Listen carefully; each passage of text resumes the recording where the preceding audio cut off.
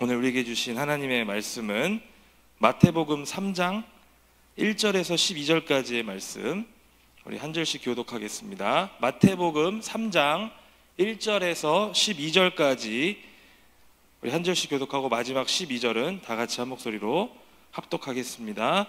그때 세례 요한이 이르러 유대 광야에서 전파하여 말하되 회개하라, 천국이 가까이 왔느니라 하였느니. 그는 선지자 이사야를 통하여 말씀하신 자라. 일러스되 광야에 외치는 자의 소리가 있어 이르되 너희는 주의 길을 준비하라, 그가 오실 길을 곧게 하라 하였느니라. 이 요한은 낙타터 옷을 입고 허리에 가죽띠를 띠고 음식은 메뚜기와 석청이었더라.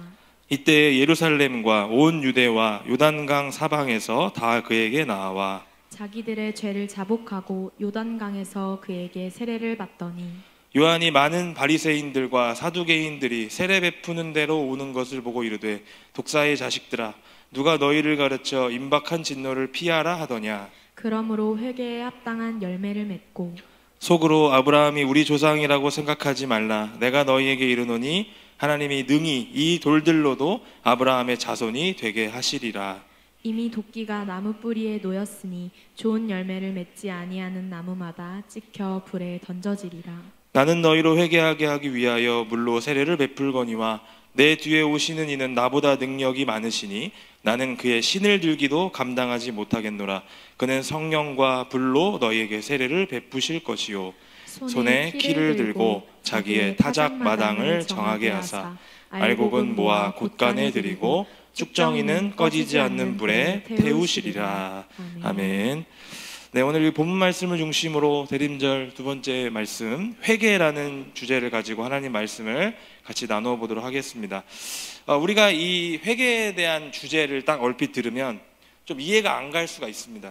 무슨 말이냐면 예수님을 기다리고 소망하는 이 대림절 절기에 회개가 도대체 무슨 연관이 있을까라는 생각이 들 수가 있습니다. 일단 우리가 기본적으로 우리 성도들의 마음밭을 봤을 때 회개라는 것을 매우 부담스럽게 생각합니다. 무겁고 뭔가 부담스럽습니다. 이 회개를 합시다 이러면 좀 뭔가 좀 내가 뭔가 잘못한 사람인 것 같고 뭔가 좀 내가 큰 중범죄를 저지른 것 같은 그런 부담감이 나를 좀 억누를 때가 있어요. 보통 회개라고 하는 단어는 나의 잘못이나 또 실수나 그리고 더 나아가서 내가 지금까지 하나님 앞에 지은 죄들을 털어놓는 것이다 라고 생각하는 경우들이 있는데, 그것은 우리 대부분이 회개를 주로 행위에 대한 뉘우침 정도로만 생각을 하고 있기 때문에 우리가 그런 오해를 한다는 거죠. 그러니까 나의 마음을 들여다보기보다는 내가 지금까지 지어왔던 잘못된 것, 즉 어떤 행동에 대해서만 우리가 초점을 맞추기 때문에 이렇게 부담감을 느낀다는 겁니다. 그래서 세상 속에서 살아가고 있지만 딱히 내가 행동으로 지은 죄가 별로 없고 내가 범법 행위를 하지도 않았고 뭔가 그렇게 착하게 잘 살아왔는데 회개하자고 하면 부담스럽고 거부감이 든다는 거예요. 그래서 많은 세상 사람들이 교회에 오면 부담이 된다는 거예요. 자꾸 회개한다, 뉘우친다 이런 얘기를 들으니까 나는 잘 살았는데 내가 도대체 왜 죄인인가? 내가 왜 저 사람이 나보고 왜 죄인이라고 선포하는가? 이런 부담감을 이기지 못하고 교회를 떠나는 경우들이 많다는 거예요. 그런데 이것은 철저한 오해입니다. 회개라는 말은 뉘우침이나 후회라는 것을 의미하는 단어가 아닙니다. 이걸 우리나라 말로 번역을 하다 보니까 회개, 영어로 repent라는 말로 번역이 된 건데, 사실은 이 말 자체는 사실 성경적으로 봤을 때는 좀 다른 의미라는 것을 여러분 기억하셔야 돼요. 성경적인 회개라는 것은 방향을 돌이켜서 그곳으로 향하는 것을 말합니다. 그러니까 단순히 어떤 행동에 대한 잘못을 다시는 하지 말아야지 하는 뉘우침, 후회한다, 실수하는 것을 반복하지 않기 위해서 노력한다라는 것이 아니라 방향을 튼다라는 것에 우리가 조금 더 초점을 맞춰야 된다는 것이죠. 따라서 회개는 구원을 받는 우리에게 있어서, 구원을 받아서 그리스도인이 됐다라고 여겨지는 우리에게 있어서 날마다 일어나야 하는 마음의 변화라는 것을 여러분 기억하셔야 된다는 거예요. 자, 우리가 이 옆에 있는 대림절 초를 보면서 뭐라고 얘기했습니까? 대림절 초는 이 앞에 보이시는 것처럼 보라색을 절기 색깔로 이제 우리가 의미를 합니다. 그러니까 그 보라색에서 성탄을 의미하는 하얀색으로 점차 옅어지는 색깔로 나아간다. 다시 말하면 우리의 마음이 점점 밝아진다. 즉 정결해진다. 마음이 하나님께로 향한다라는 거에 대한 초점이 있다라는 거예요. 그래서 우리 대림절은 성탄절을 앞두고 있는 절기이기 때문에 반드시 회개를 수반하게 되어 있습니다. 우리 마음 가운데 회개가 일어나야 된다는 거예요. 우리 마음이 방향이 바뀌어야 된다는 겁니다. 단순히 행동을 뉘우치고 후회하고 눈물 흘리고 끝나는 행위가 아니라 날마다 내가 이 땅에 오실 예수 그리스도를 향해서 마음이 변화되어야 된다는 거죠. 자, 그렇다면 성경에서는 회개를 뭐라고 정의하고 있고 이야기하고 있는지를 먼저 살펴봐야 될 것 같아요. 먼저 여러분들에게 좀 질문을 하고 싶어요. 여러분들 혹시 성경에서 가장 먼저 회개라는 단어가 나온 본문이 어딘지 아십니까? 66권 중에 회개라는 단어가 처음 나온 데가 어딘지 아세요? 막 던져보세요. 어딜까요? 별 관심이 없고요. 네. 물론 이제 뭐 뉘우친다라는 말은 다른 곳에서도 좀 등장하지만 어디서 처음 등장하냐면 욥기에서 처음 등장합니다. 욥기 42장 마지막 장에 처음 등장하는데 우리 42장 5절에서 6절 말씀을 다 같이 한번 읽어보겠습니다.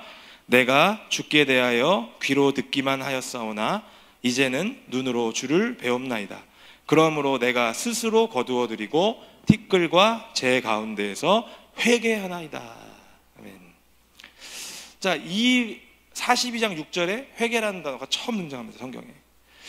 욥은 말로 할 수 없는 고난, 고통, 그의 삶에 찾아왔을 때 하나님을 원망한 적이 없습니다. 반드시 하나님이 자신을 붙들고 계심을 믿었고요. 가장 의롭다고 여겨지는 사람답게, 당대의 의인이라고 얘기해지는 사람답게 하나님을 끝까지 신뢰한 사람이었어요. 결국 하나님은 욥에게 나타나셨고요.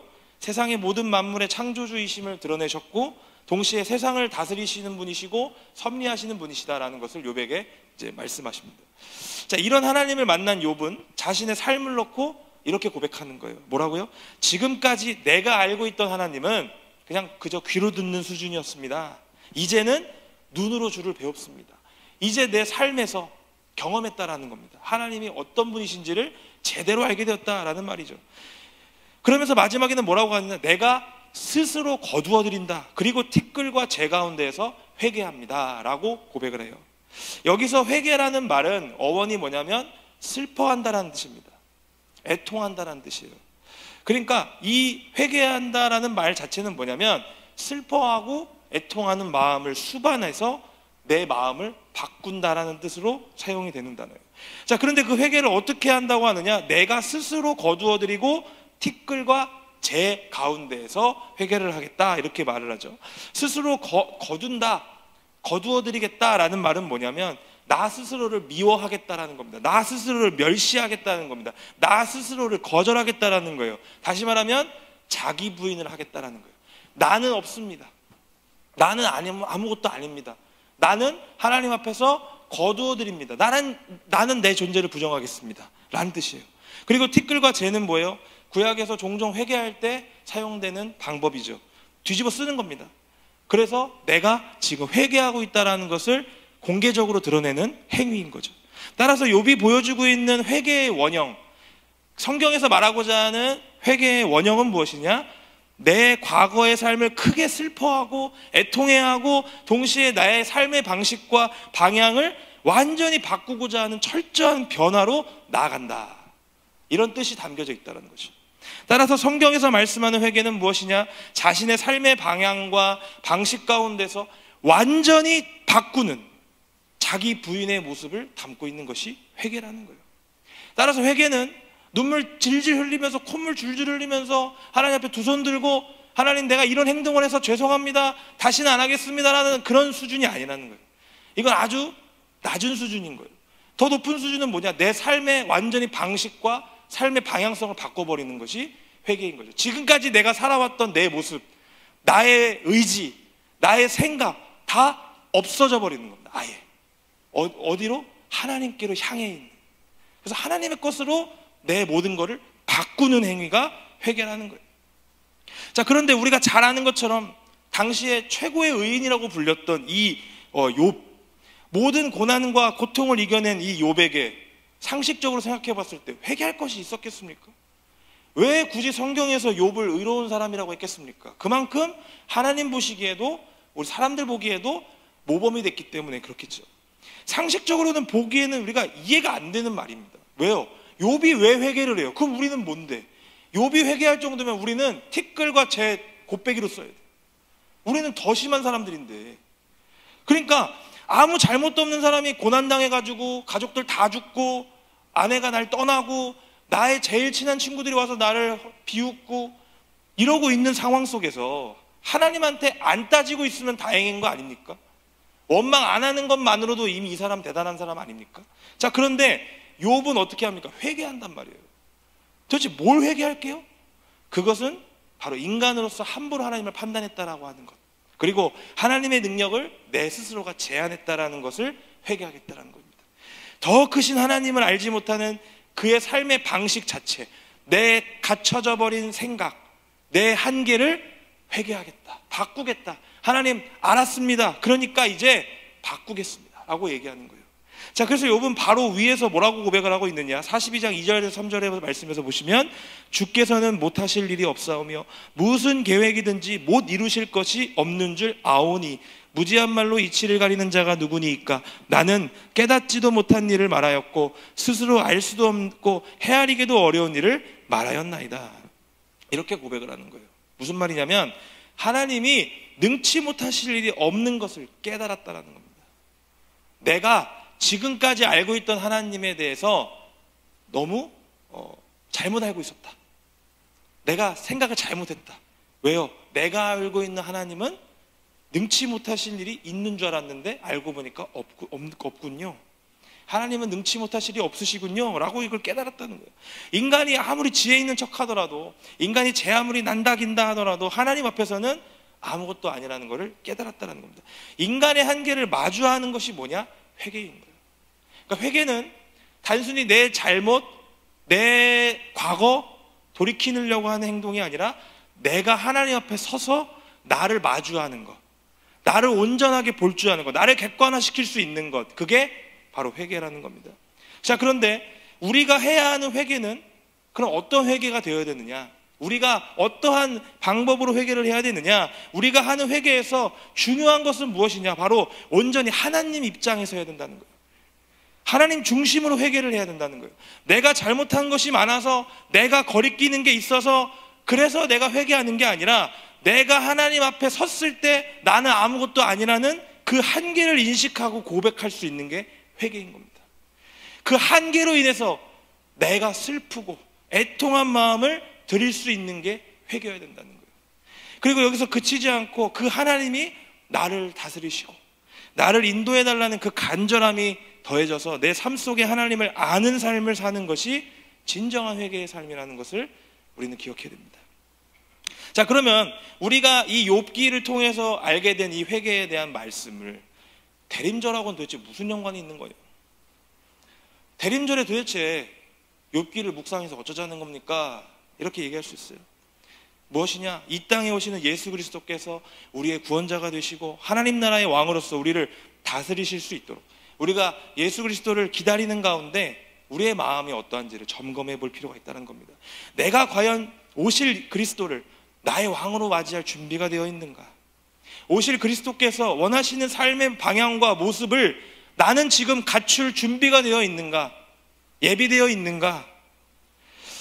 그런 모든 것들을 점검해야 하는 겁니다.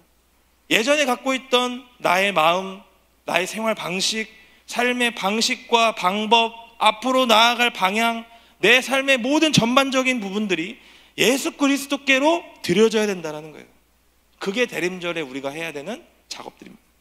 이 성탄절이 단순히 예수님이 오셨다가 아니라 어떻게 오셨냐, 나의 주인으로 오셨다, 나의 왕으로 오신다라는 개념을 우리는 가지고 기다려야 된다는 겁니다. 그냥 예수님이 이 땅에 오신 게 아니라, 그냥 그 아기가 태어난 게 아니라 그분이 누구인지를 우리가 알아야 돼요.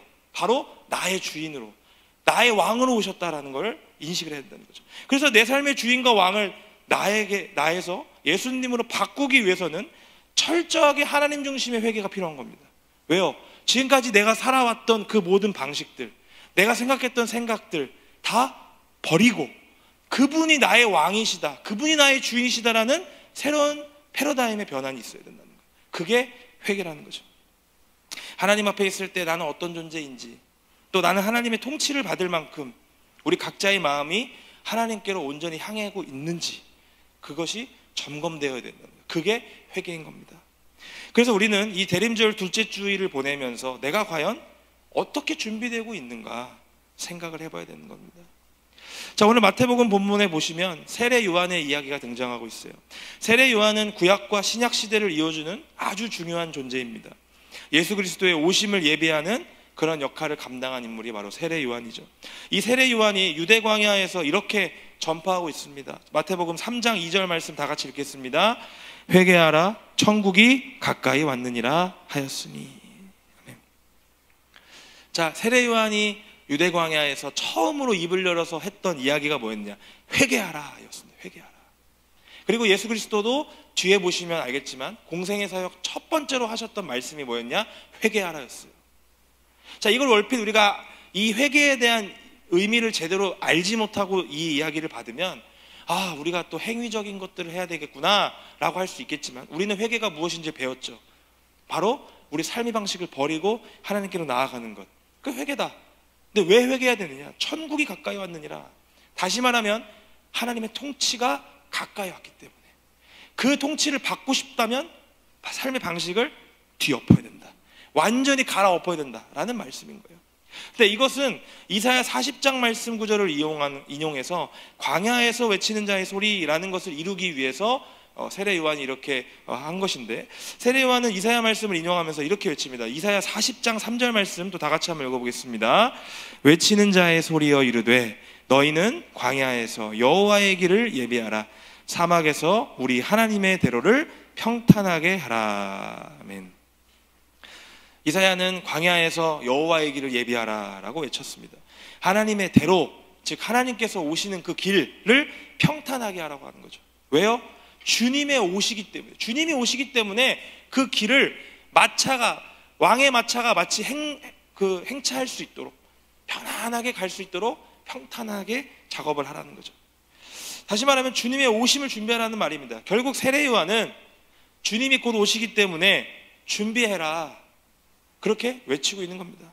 근데 무엇을 준비하라는 거예요? 천국을 맞이할 준비. 다시 말하면 하나님의 통치가 내 삶 속에 누려지기 위해서 준비되어야 될 것이 하나가 있는데, 그게 뭐냐면 회개하라는 거예요. 지금까지의 삶의 방식을 다 거두어드리고 그분의 통치하심을 삶에서 경험할 수 있도록 준비되어라는 말이죠. 그것이 회개라는 거예요. 이때 이 말을 듣고 많은 사람들이 이렇게 행동합니다. 5절에서 6절 말씀해 보시면, 이때 예루살렘과 온 유대와 요단강 사방에서 다 그에게 나와 자기들의 죄를 자복하고 요단강에서 그에게 세례를 받더니 라고 합니다. 많은 사람들이 세례 요한에게 나옵니다. 그리고 자기 죄를 자복하고 세례를 받죠.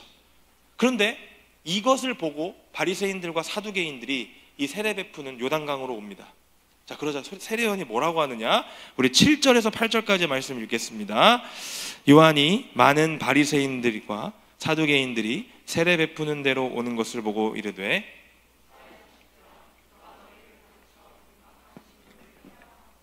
그러므로 회개에 합당한 열매를 맺고. 아멘. 바리새인들과 사두개인들이 오는 것을 보고 세례 요한이 뭐라고 하냐면, 독사의 자식들아 라고 합니다. 이거는 히브리 사회에서 입에 담을 수 없는 쌍욕입니다. 진짜 아주 비참한, 정말 기분이 아주 더러워질 수밖에 없는 욕이에요. 근데 이 욕을 왜 바리새인들과 사두개인들에게 하느냐? 바리새인들과 사두개인들은 아마 깜짝 놀랐을 겁니다. 왜 그러냐면, 바리새인 사두개인들은 유대 사회에서 가장 거룩하고 가장 하나님 말씀대로 살고 행동했던 자들이었어요. 그래서 우리가 아는 것처럼 자신들이 뭔가 다른 사람들과는 좀 다르다라고 여기고 있단 말이죠. 신앙적으로 좀 우월한 자들이다라고 생각했던 겁니다. 항상 말씀을 가까이 했고 항상 하나님의 그 성전에서 거하고 기도했고 그런 사람이었어요. 자, 그런데 이렇게 욕을 먹을 수가 있겠습니까? 놀랬겠죠. 그런데 중요한 건 뭐냐면, 왜 욕을 먹을 수밖에 없느냐? 이들은 마음은 변하는 게 하나도 없었다라는 겁니다. 겉으로 받는, 겉으로만 우월한, 겉으로만 형식적인 그 세례를 중요하게 여겼기 때문에 이 자리로 나온 거예요. 이렇게 생각하는 그들이 세례를 받으러 오니까 세례 요한이 뭐라고 한 거예요? 독사의 자식들아, 가라는 거예요. 필요 없다. 그 이유는 뭐냐? 누가 너희를 가르쳐 임박한 진노를 피하라 하더냐? 즉 회개도 하지 않았으면서 세례만 겉으로 받으면 된다고 생각하느냐? 라고 질문하는 겁니다. 너가 세례를 받고 싶다면 너의 삶의 방식을 바꾸고 와라. 너의 마음을 변화시키고 와라. 그게 진정한 세례의 첫 시작이다 라고 하는 겁니다.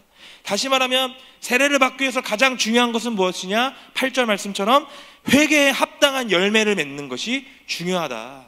겉으로 아무리 세례를 받아봐도 소용이 없다. 회개에 합당한 열매를 맺어라. 그렇다면 회개에 합당한 열매는 무엇이냐? 말로만 돌이켰다라는 말이 것이 아니라 실질적으로 내 삶에서 마음을 돌이키고 행동으로도 돌이키는 것을 의미하는 거예요. 세례를 받는 것은 그냥 내 머리 위에 물로 세례를 행하는 것을 의미하는 것이 아닙니다. 여러분들도 세례 받았고 입교 받았겠지만 이 세례가 뜻하는 바는 뭐냐면 이제 내가 모든 삶의 자리에서 하나님을 나의 왕으로 모시겠습니다. 예수 그리스도를 나의 주인으로 모시겠습니다. 나의 삶의 유일한 구원자는 예수 그리스도밖에 없습니다 라고 하는 것을 하나님과 사람들 앞에서 이제 드러내는, 선언하는, 자신의 삶을 드리는 행위가 세례예요. 그래서 오늘 이 시간 우리가 회개라는 주제를 가지고 예수 그리스도의 나심을 기다리는 이 대림절 기간 가운데 우리가 결단해야 하는 신앙의 모습은 어떤 것이 있느냐? 지금까지의 내 삶의 모습을 돌아보면서 나는 아무것도 아니라고 하는 그런 고백이 우리 입술 가운데 있어야 된다는 거예요. 하나님을 떠나 살았던, 하나님을 멀리했던 모습이 있었다면 그 모습을 슬퍼할 줄 알아야 된다는 거예요. 그 모습에 애통할 수 있어야 된다는 겁니다. 나의 모든 모습들을 하나님 앞에 가지고 나아가서 고백할 수 있어야 된다는 겁니다. 그리고 그 고백과 더불어서 하나님의 통치가 내 삶을 다스릴 수 있도록 마음을 내어드릴 수 있어야 되는 거죠. 그게 바로 회개에 합당한 열매를 맺는 것이죠. 우리 사랑하는 청년 여러분들, 예수님께서 이 땅에 오시는 성탄을 우리는 어떤 마음으로 지금 준비하고 있으십니까? 예수님이 오시는 것은 머릿속으로는 우리가 알고 있지만 예수님이 오시는 것과 우리의 삶과는 전혀 상관없는 그런 삶으로 여러분 살아가고 있지는 않습니까? 예수님이 오신다는 것이 내 인생과 아무런 연관이 없다고 생각하며 살고 있지는 않습니까? 예수님을 기다리는 우리들의 마음 가운데서는 먼저 회개가 필요합니다. 지금까지의 삶의 방식을 바꾸고 돌이켜서 하나님의 통치가 내 삶에 임할 수 있도록, 하나님이 다스리심을 내 삶 가운데 경험할 수 있도록 우리는 내 마음을 잘 준비시켜야 합니다. 우리 다 같이 갈라디아서 2장 20절 말씀을 함께 읽겠습니다. 내가 그리스도와 함께 십자가에 못 박혔나니 그런즉 이제는 내가 사는 것이 아니요 오직 내 안에 그리스도께서 사시는 것이라. 이제 내가 육체 가운데 사는 것은 나를 사랑하사 나를 위하여 자기 자신을 버리신 하나님의 아들을 믿는 믿음 안에서 사는 것이라. 아멘. 그분이 십자가에 못 박히심으로 말미암아 우리는 이제 하나님과 함께 거할 수 있게 되었습니다. 내 삶을 내가 주관하는 것이 아니라 하나님께서 나를 다스리실 수 있게 된 거예요. 이를 위해서 우리는 자기 부인의 삶을 살아야 됩니다. 우리 각자가 자신을 부인하면 결국 우리는 하나님이 거하실 수 있는 처소가 됩니다. 하나님이 함께 역사하실 수 있는 거처가 될 것입니다. 나의 자아를 십자가에 못 박고, 지금까지의 내 삶의 방식을 십자가에 못 박고, 지금까지 내 삶의 방향성을, 내 하나님을 멀리 떠나 살아가고 있던 나의 모습을 십자가에 못 박아야 된다는 것이죠. 그래서 이제는 내가 내 삶을 주도해서 살아가는 것이 아니라 나를 위해서 십자가에 못 박혀 죽으시고 자기 자신을 버려서 우리에게 산 소망이 되신 그분을 믿는 믿음으로 살아가겠다는 진정한 회개가 우리 삶 가운데 일어나야 된다는 거예요. 이 4주간의 대림절 기간 동안, 이번 단 한 주 동안만이라도 내 삶에서 자기 부인의 삶을 살아가는 저와 여러분들 되기를 소망합니다. 그리고 더 나아가서 내가 지금까지 살아가고 있던 내 삶의 방식, 그리고 그 방향성을 돌이켜서 하나님께로 나아가는 진정한 회개에 합당한 열매를 맺을 수 있는 저와 여러분들이 되기를 주님의 이름으로 축원드립니다.